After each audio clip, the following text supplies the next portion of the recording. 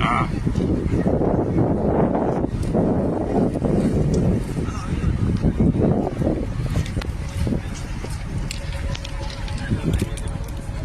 भारत माता की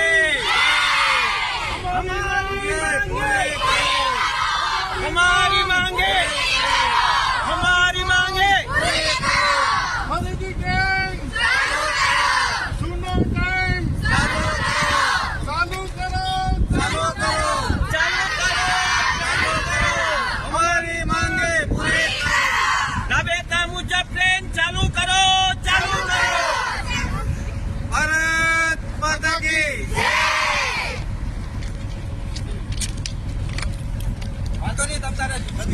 જય ભારત.